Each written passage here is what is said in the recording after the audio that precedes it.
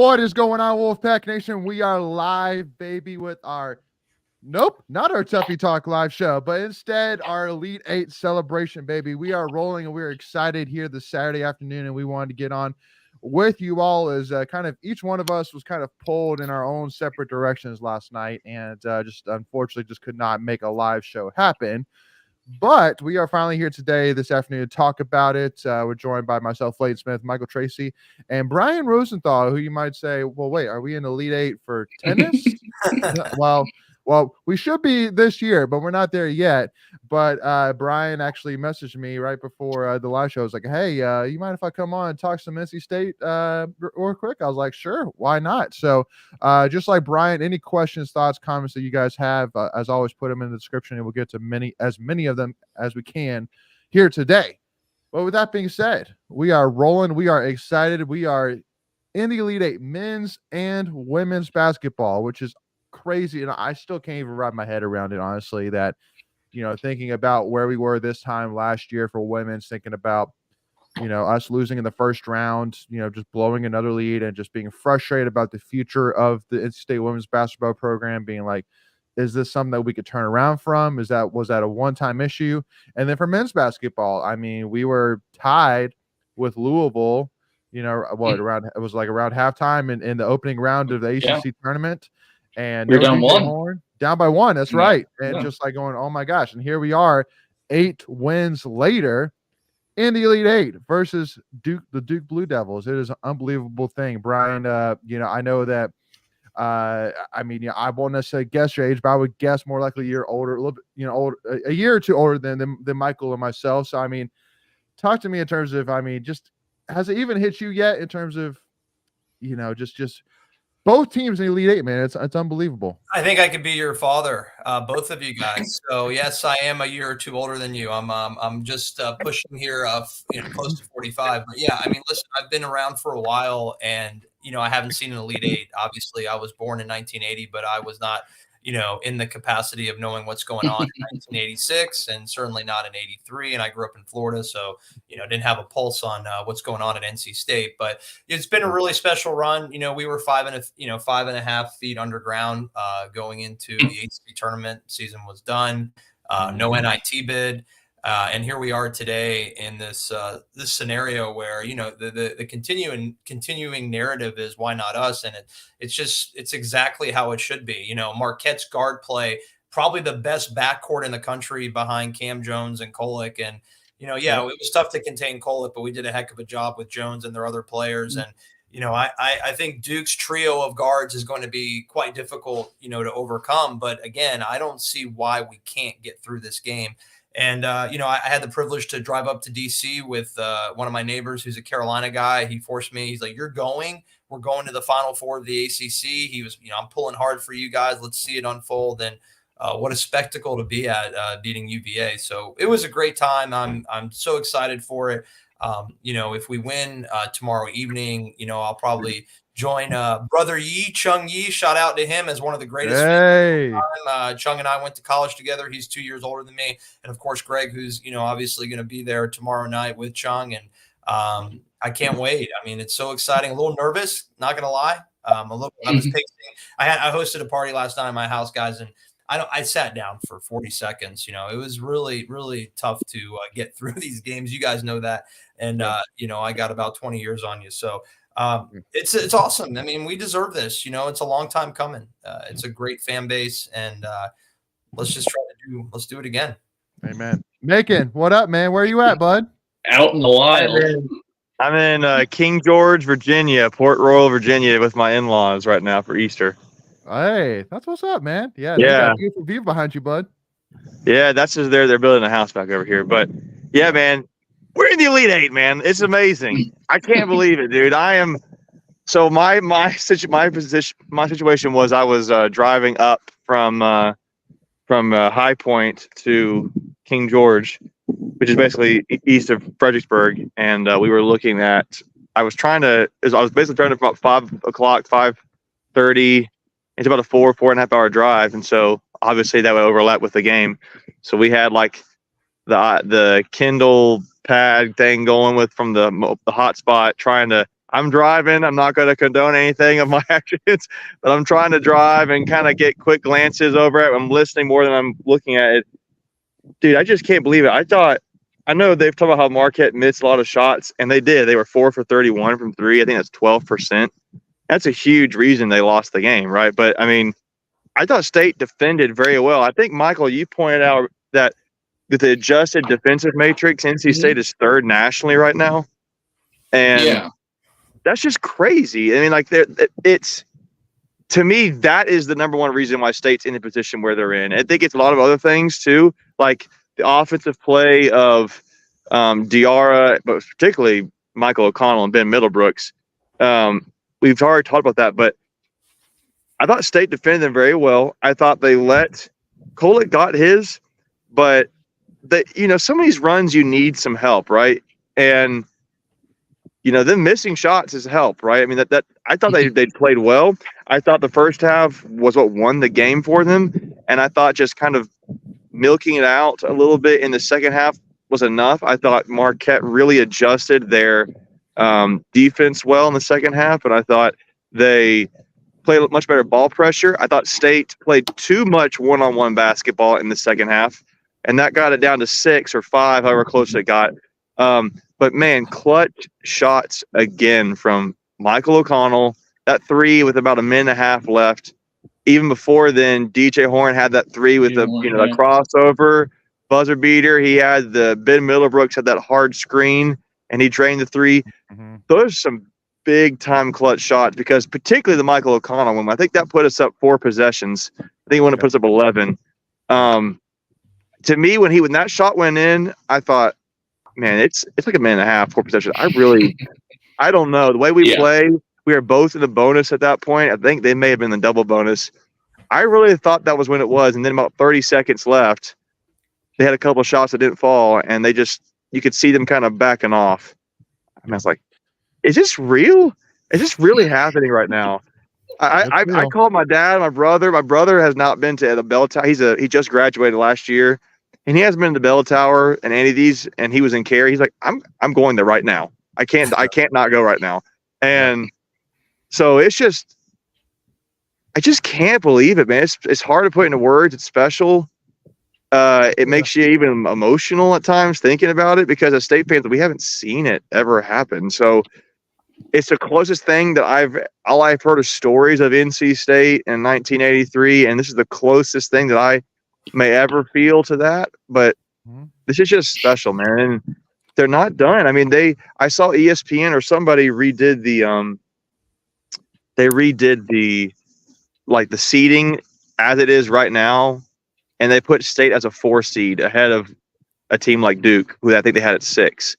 So I'll have to go find that. Maybe we can post that later somewhere, but well, and Macon, I mean, like the biggest thing I would say, and the craziest thing is that I think that NC State. I mean, DJ Burns, he only shot the ball 4 times, had 4 points on the game. Different ways to win. Exactly. That's the thing that I think that makes NC State so dangerous. Is they've shown multiple ways they can win. They can beat you through DJ Burns. They can beat you down low. They can make shots from the outside. They have multiple guys that can get involved with us. Casey Morcell, Ben Middlebrooks, DJ Horn, Michael O'Connell, Burns, Diarra, you name it. I mean, Diarra once again had 15 rebounds last night. Like, oh my gosh. So, I mean, it's crazy. 8 games, Diarra has had, I saw the stat pack Pride posted, 8 games, 85 points, 100 rebounds. That is bananas. Crazy. So, Crazy. I can't stay much longer, guys, but just probably what you said, Leighton, they're finding different ways to win, and they still haven't had a game where they put it all together, right?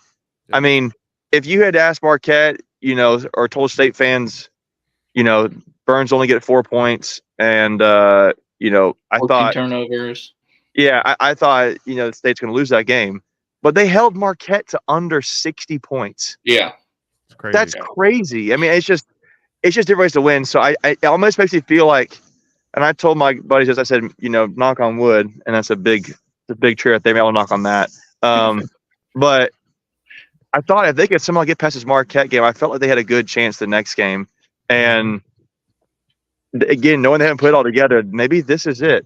Maybe this is the next game is the one. I don't know, but they're still finding ways to win, and they're not playing perfect, really their best basketball. That's really encouraging as a state fan to me. So, but anyways, I gotta go, guys. I'm so pumped. I've already got my tickets reserved, and when we get there to Final Four. So, but yeah, it's awesome, guys. Enjoy Appreciate it. I hope Nick. their show's good. I'll see y'all later. See you, bud. Yeah. Yeah, Brian. I mean, Michael, it's a crazy time, and it's. Go ahead, Michael. Please give us your thoughts, man. Yeah, I want to say that I tweeted this out before when they announced the times for the women's game, but man, we really got robbed with having both games at the same time. Like, oh yeah, it's great we both won, but it was like you didn't get to enjoy each one. It was like cool. It was like I think the men's game ended up first, and then there's like 2 or 3 minutes left in the women's game, so that was cool to just flip right over and see that them also win. But it was like you didn't get to enjoy each for what they were, but still, I mean, it's been crazy, man, and the defense has just been phenomenal. And I did not expect that kind of performance against Marquette. We talked about it last week, and I was like, I was pretty worried about Kolek and their guards, and he was pretty much as good as advertised, but it was like the guys around him, his teammates, really didn't help him out much. No, I think he only had 3 assists, and which was a season low, and he was leading the country, I think, with like 8 or 9 assists per game, and he only had 3 last night. So, this run, it starts with the defense, and that's what's held up. And like we said, DJ Burns with 4 points. That's how you win the game is just making up for it with stellar defense. Well, and I mean, DJ Burns was your leading passer last night. He had 7 assists last night.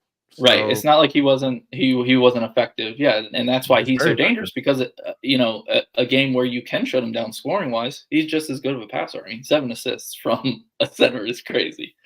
That's really crazy. And Brian too. I mean, and I kind of tweeted out because I felt like that a lot of NC State women's basketball fans out there last night maybe felt a little bit slighted, and that's why I kind of felt called to put that tweet out today, being like, I feel like that, people don't really understand the historical significance of the 2 accomplishments individually. Right. Everything was just kind of just built on each other from last night, and it just all became one celebration, when ideally the celebration we had last night should have been one for each of the accomplishments individually. I mean, just like I was saying, 2 years ago in 2022, when NC State women's basketball made it to the Elite 8, I mean, State fans were losing their minds, and rightfully so, because that was only our second Elite 8 in program history, and now this is our third. And I would honestly say this run is more impressive than the 2022 run, because this is a team that I would say, I mean, if you were to ask me which team would I rather have, I mean, I'd rather have the team with Lisa Kune and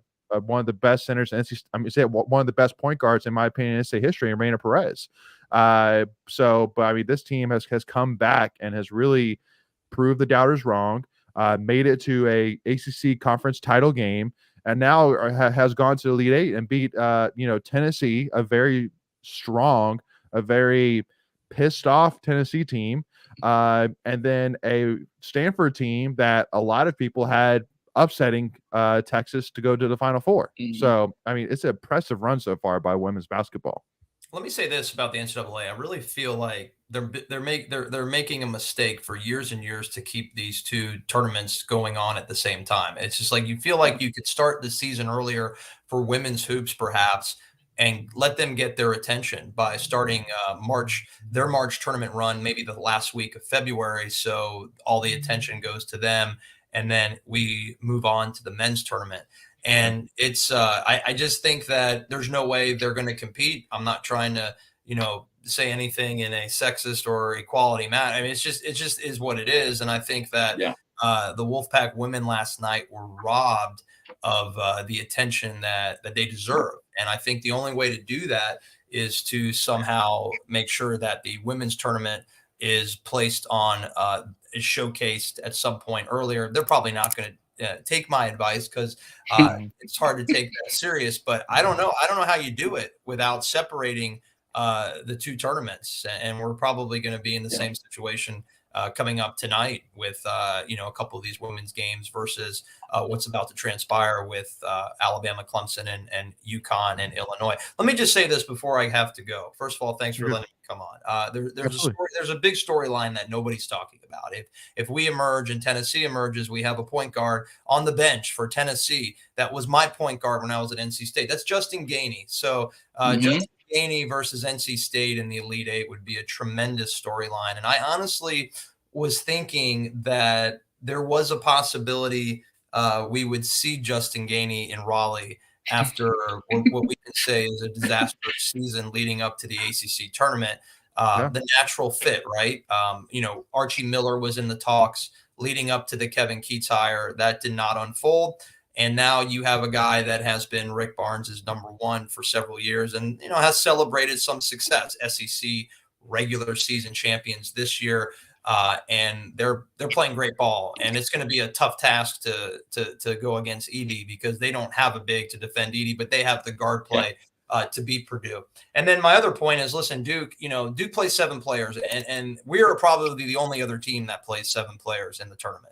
So we're kind of lucky that we're not playing a deep team like Purdue tomorrow night. Purdue will play 8.5 to 9.5 guys on average, and so does Tennessee. So it's good. That means we have a lot more rest when we play either one of them if we could get through Duke, 6 nights from now. But to play Tennessee or Purdue tomorrow with our 7, I think would be super challenging. But if you look at the Duke box scores, there's not an 8th guy with a point that played for Duke last night. They don't have a big bench like your father's Duke teams would have had. So I think we have a good chance. Really shocked that the books have us as a touchdown underdog. I would have made that maybe 4.5.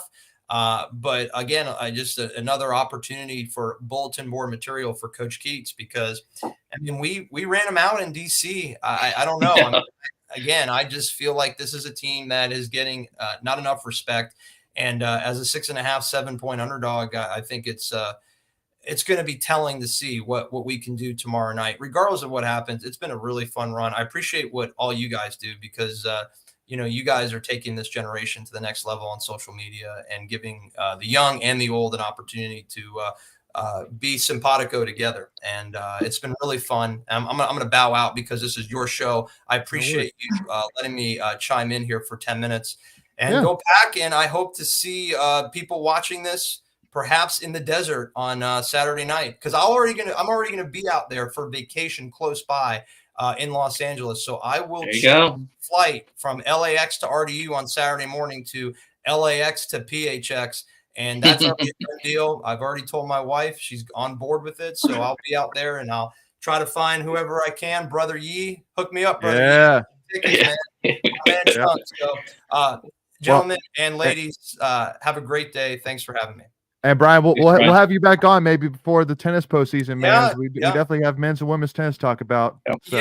Yeah. Tennis, the regular season will conclude here in maybe 3 weeks from now. So NC State men's tennis alumni weekend. We get Carolina that weekend, so we're gonna have a good time together as an alumni of men's tennis coming up in late April. So it should be a lot of fun. That sounds awesome. Appreciate you, Brian. Be good, man. We'll talk soon. You too, guys. All right, Kens, what up? Do you look like you probably made it to Dallas? Yeah, I'm so freaking tired. You there? Yeah. I'm so tired. Did you go by yourself or are you there with somebody else? I didn't let my mom come. She's bad luck. Ah. I am by myself. She is far away from here. That's funny. I love it. Yeah. So Kens, what's your thoughts? Give us your initial thoughts here. Men's, women's, whatever you want. How about both? Go And for it. baseball, honestly. The guys last night absolutely killed it. I was expecting it to be another Virginia game where we were having a heart attack until like the last few seconds, but they really just took the lead and never gave it back. So every game, it seems like our guys get more and more together and just play better each time.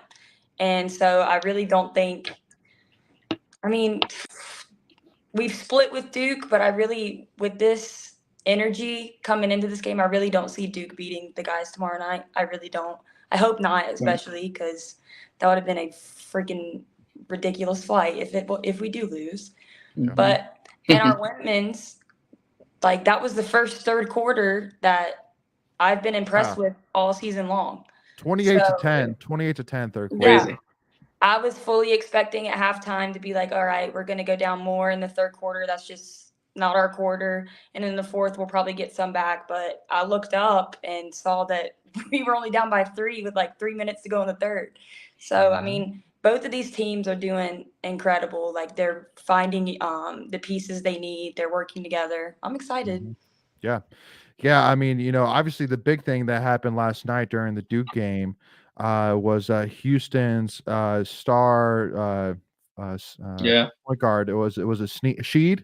Jamal Sheed got injured. Shed. I think it's Shed. Yeah. Shed got injured.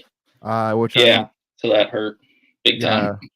So because I mean Houston was up by double digits, and then once that happened, then I think Duke was able to pull it back in, which made a huge difference. But yeah, I mean, so that's why to me I kind of put a little bit of an extra. I mean, at the end of the day, hey, win's a win. Congrats to Duke, they got it done. But I mean, I'm sitting here saying, I mean, I'm there's nothing about Duke that necessarily scares me right now. Now, again, I'm still saying that, still just saying like, I'm not saying we need to go in there like we have to win, but more of that I'm expecting to win, and I think we can win.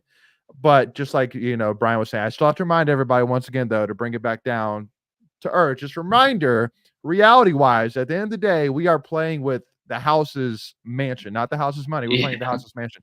If we lose, you know what? I can sleep perfectly fine at night knowing that I came out here with an ACC championship and Elite Eight appearance. I can't. I don't think I'll ever be able to handle losing again. Like I really don't. Yeah. I know. Yeah. Well, no. Again, I mean, I'm not going to be necessarily happy, but I can live with it. No. I can live with I mean, yeah. But yeah, it will make it a little bit tougher though that it's Duke, Well, and honestly, for me, let me tell you this right now. Like Brian kind of mentioned it. Not looking necessarily too far ahead, but I mean, I think we can all assume that if we find a way to make it to the Final Four, you're going to see Purdue when you get there, and probably, whew, yeah. I mean, that's what happens. Every team's great at the end of once you get to the end of the tournament. So that's right. So it is what it is. But I mean, gotta give you gotta beat the best. That's right. That's right. But got to give a huge shout out, man. I mean, just like you were saying, Kansas, I mean, they really controlled this game. I mean, it was pretty much a 9, probably 8 to 12, even sometimes 15-point lead pretty much the entire game. I mean, Marquette came off a little bit strong there to beginning, but then we grabbed momentum and we really ran with it the entire time. Like it really just kind of just honestly just frustrates the hell out of me, being like, where has half of this been the entire season? Where has 25 of this, 25% of this been the whole season? Be like everybody says, I'd rather play my best basketball in March. Oh, of course. No, I know. But just we could be at Carolina and win the regular season, whoop-de-doo, and then be sitting at home on the couch. Do nothing. But Kansas, if we played half this good the regular season, we would have been, top 4 in the ACC easily. Like it's just that's the thing. But I mean, at the end of the day, I mean, I'm not going to cry for spilled milk. It is what it is. I'm natty either way. I'm thrilled. Whatever. I just wish we didn't have to go through all that. You know what I mean? Right. To be here. I get it, but at the same time, it does make it a little bit sweeter that it's like it was not expected whatsoever. Right? Like, you go in like this generation and like y'all too are living through how 83 felt. Oh, this is 100%. And that's like an awesome feeling because my grandma talks about it all the time. And I'm like, I've always said, I want to experience that feeling. Like, I want to know how that feels. And like, we're literally what we're going through right now. And that's crazy to think about. Like all the connections that they have. Like tomorrow, the high in Dallas is supposed to be 83 degrees. That's a lot. So that's crazy. I'm using it. I'm taking that as a sign. Yep.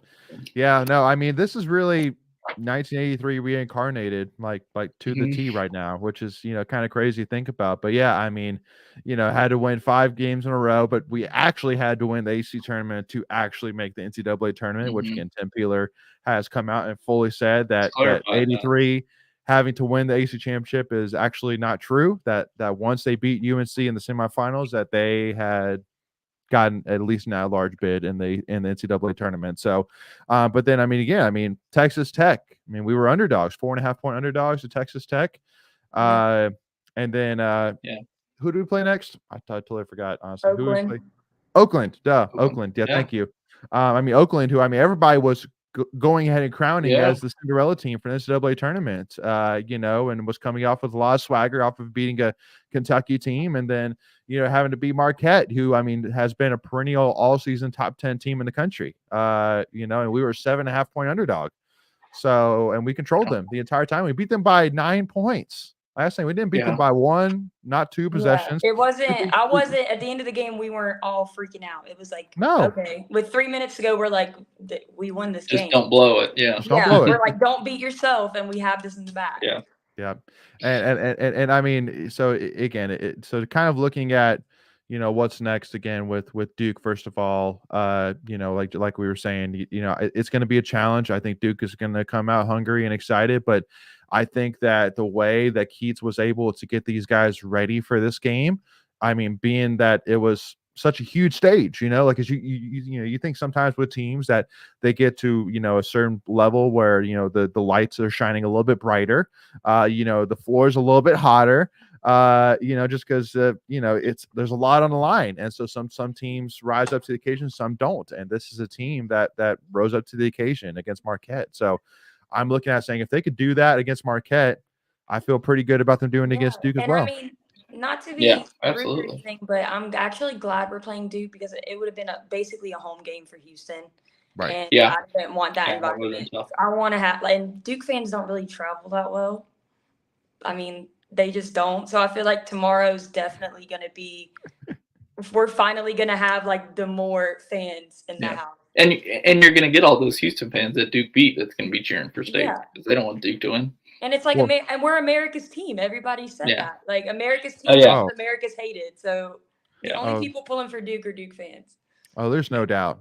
Dude, I've never, and because maybe this is kind of, I just never really paid as much in touch with it as I have in previous years, but I have a hard time believing that there's been this much national support for a Cinderella team that NC State's had this year. We got to put a lot of thanks to DJ for that. DJ, but also personality. But also too, typically Cinderella teams is more for your lower level schools that pulls off these upsets. Like Loyola, Chicago, those teams. Yeah. Exactly. Yeah. So, but Mason, BCU, those guys. Yeah. Exactly. But people have seen on ESPN what we have done in the ACC tournament. They've been following us from the conference tournament stage. So, they've said it all along, and they've been recognizing it all along. So then once we beat, these teams to make it to the Sweet 16, then it was like, hey, look at that. But definitely DJ Burns deserves a lot of respect for that for sure. But again, I love DJ Burns, but I got to give a shout out to everybody, man. Every single player on this team. Casey Morsell stepped up. Casey Morsell balled out last night. That had to be his best game of the season. I just saw him in the lobby, by the way. There you go. Yeah, no, 7 for 12 from the field. 2 rebounds, 2 steals, 4 fouls. I love it. No. He was really good he was good on Kolek too. He was. Yeah. No, it's his defense this tournament is unreal. I think that if we can just lock down Roach and forgot his name, the dude that paints his fingernails. McCain. Yeah, McCain will be good. Yeah. No, because that's the thing is that you basically have the blueprint left over from what you did 2 weeks ago. Just go in with the do exactly that. Plan. Get Filipowski fouled out. Do exactly that. Yeah. At the same time, they Duke has a blueprint for how they beat us earlier in the season too. So it's like, who's gonna make the right adjustments there? So we'll see. It's our turn. That's what I say. I say let us have it, honestly. I think so. Yeah. We've waited long enough. And then real quickly, too, I got to give a shout out on the women's side, specifically to Zia James. Holy crap. She was like Logo 3. I have said for a long time, I said a while ago that there's not a more underrated, disrespected player in women's college basketball than Zia James. People are like, well, she's first team all ACC. Like, how is she disrespected? I'm like, because she should be a top 10. She should be considered a top 10 Yeah, like basketball player in women's college basketball. I was fully expecting her for when ESPN put the top 10 girls left in the tournament. She wasn't even on it. And it's I don't understand it. No. Yeah. I mean, like what? 8 for 14 from the field, 3 for 5 from 3, 10 for 11 from the free throw line, 3 rebounds, 5 assists, only 2 turnovers, 29 points. Like, just an absolute masterclass. When she gets hot, it's kind of like saying with DJ Horn. When they get hot, it's automatic. Like, they're not going to miss. That's just how it is. And Sanaya played good. They all played good yesterday. I'm glad that Stanford girl fouled out. He was scaring me a little bit. I'm not gonna lie. Yeah, he was a very harsh human. Did not like her. Yeah, no. More. I think she had like 5 blocks or something like that. Like, and didn't even jump. Just my girl was like right at the basket. She was. I mean, she averages almost 12 rebounds a game. So that's pretty crazy for women's basketball. But yeah, I mean, Zoe Brooks, 6 for 14 from the field, 12 points. 2 assists, 3 rebounds. I mean, for a freshman, super impressive there. Sanaya Rivers, like you were saying, 4 for 12 from the field, 4 for 4 from the free throw line, 13 points, 7. Oh no. Lost him.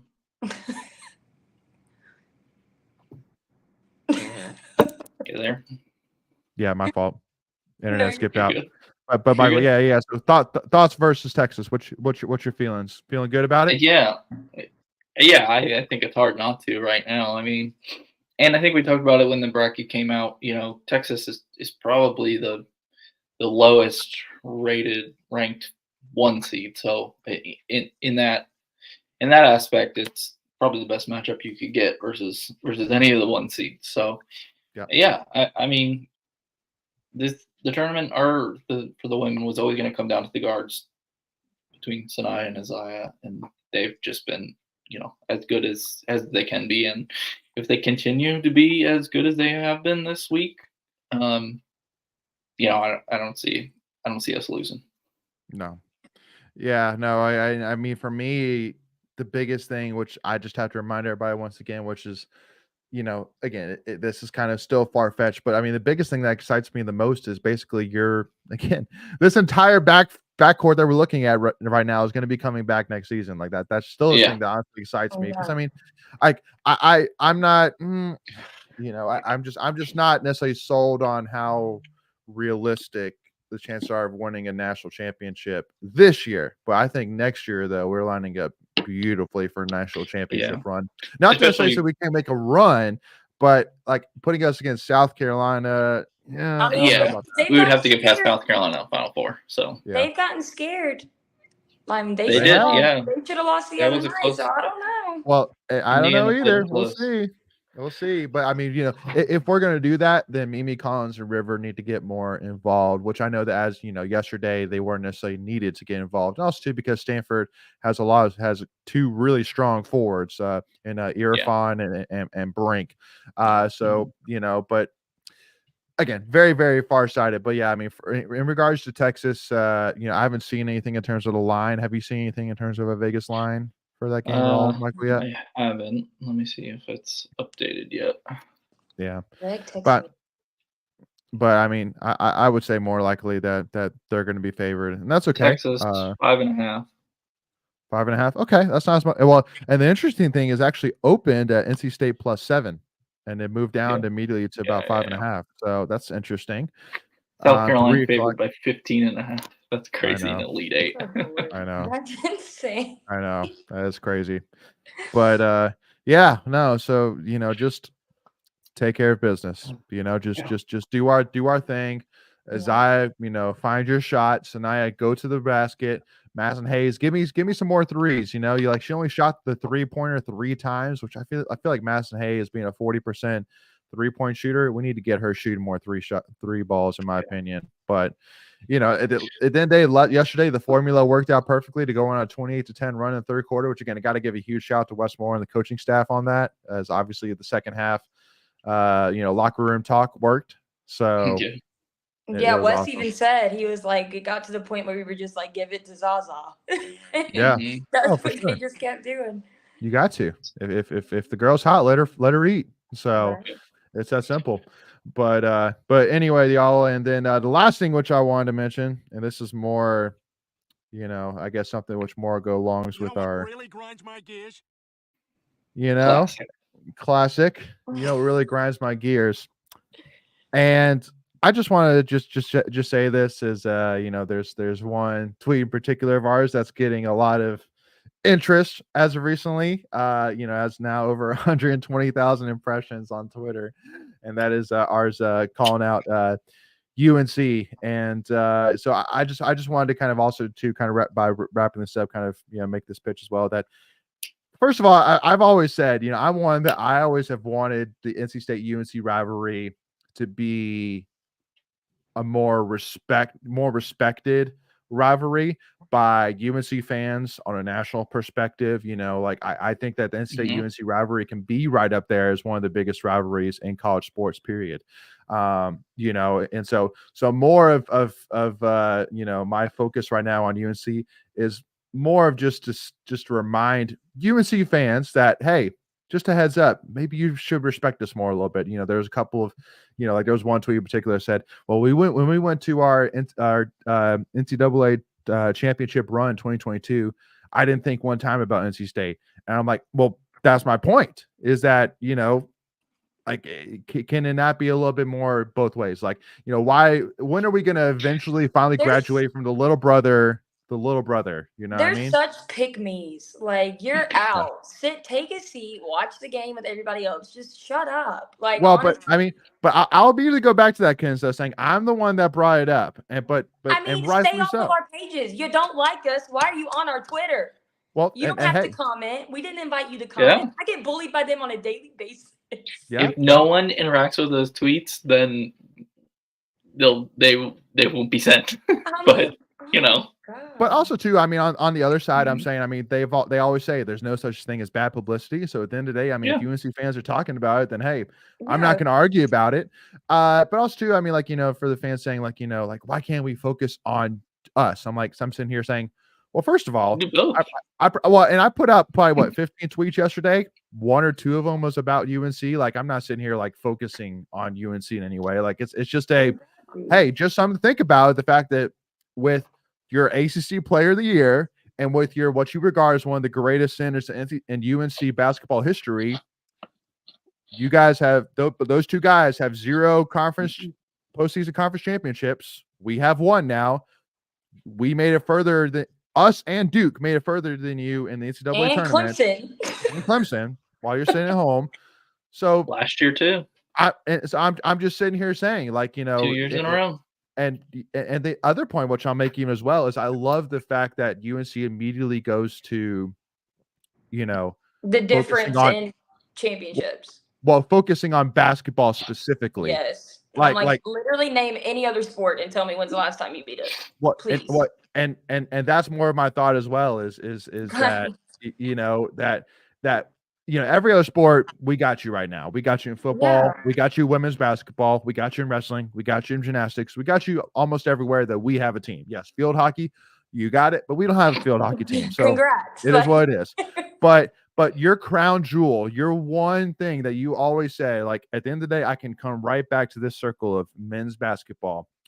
I'm not saying we are better than you guys now in terms of program or whatever, but I'm saying we're right there. The tide is turning. Yep. The tide is turning. We are not that easy win. We are not that team that has gone 8 for 8 and 44 over the last 52 games versus UNC. Like, we are a program that I think now off of this, we're going to continue to take these next steps. I mean, DJ Burns specifically. I mean, look at the deals he's getting with Adidas, with TurboTax. With with Barstool. A TurboTax commercial. The TurboTax. Yeah. like how much money this guy's making? Like there's no doubt that recruits, that transfers are going to see that. Yeah. And go, like the little brother thing has got to go, because I mean, I feel like it needed to be shut down when we beat them in the ACC championship. Like, there's no, if you can't, this is the only sport you beat us in, and you didn't. You beat us in the regular Didn't you season. not? Congratulations, you got that trophy. But I'd much rather have a championship Postseason. trophy Not on than a account. regular season. One game Yeah, I'm decides it. like, Yep. I really don't understand it. I think that just the little brother is Oh, BS. man. So all my point is not that it should go away, but more of that, hey, maybe it's something that needs to be thought about, discussed a little bit, maybe changed. We're definitely the favorite child. And it won't be. It won't It won't ever be. But that's just how it works. That's right. Nope. And hey, so in the meantime, if it's not going to change anything, worse comes worse, it's going to Keep push a beating little them. bit of buttons, and and I'll take it. Oh, I love making them mad. It's so fun for me. Me and Michael. It's not team up with personal. that. It's Me and it's not personal. thrive off of Mad Carolina fans. Yeah. I could do it every single day, I but I really I could. can't bring myself. I can't do that. Like, I Yeah. literally got off the flight, turned my airplane mode off, and I had like 20 notifications from Carolina fans. And I'm like, what in the world? And I was like, let's go see this. Let's go see this entertainment that I just landed into. Yeah. And it's so much better when we actually have something to back it up. Right? Like, Right. they're just trying so hard to be relevant right now.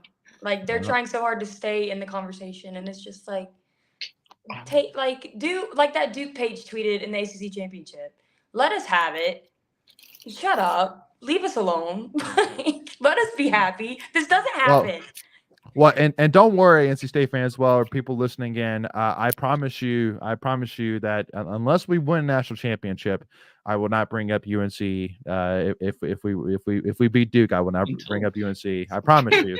As again, I mean that's nothing to really kind of add to my point. But winning it, if we won a national championship, that If would we win a add to national my. championship, every Carolina fan is going to block me. I'm going to be so insane.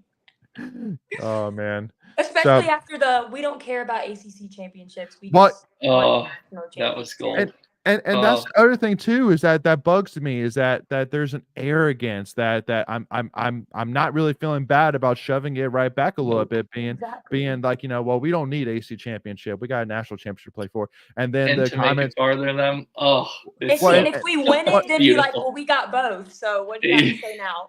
well, and again, the comments from Baycott saying, the ACC runs through me, like, Oh yeah. like Burns, like, those guys, yeah, they're playing confidently, but they're not playing arrogant. They know that we're not respected, and that's okay. They're not gonna say anything against it. That was literally DJ Burns' comment. Like, he could be so cocky right now if he wanted to be, and that's what I want him. Like, his post-game conference yesterday, or one of his quotes, he said that we constantly get disrespected, and he said we're just trying to crash the party, and we're going to continue to try to crash the Here party. we go. I love it. Like, Let's do it. I love that energy. Yeah. Well, Wolfpack Nation, tomorrow afternoon we got NC State women's basketball at 3:00 versus Texas, and then we got at 5:00 NC State versus Duke, both in the Elite Eight. Make sure, Wolfpack Nation, we just hit that 9,200 subscriber mark, y'all. So 800 more subscribers to 10,000. So if you haven't when is already, our spring game? next a week from today, actually. Y'all better start following if y'all want to win an ACC championship in football. We got to get to 10,000. I We'll love be it. playing in the Final Four on the same day as the spring game, though. I know. We might have to. I don't know how football would do that, but yeah, that would be. What are we gonna do? Oh, That I mean, was we're all another in on thing Final Four. I don't know if y'all mentioned before I got on here. Seeing that video of the football team watching it. I mean, Yeah, that was cool. that's just, I love seeing that. That was awesome. The way these 100%. teams just support each other is crazy. You don't see that at a lot of schools. Absolutely.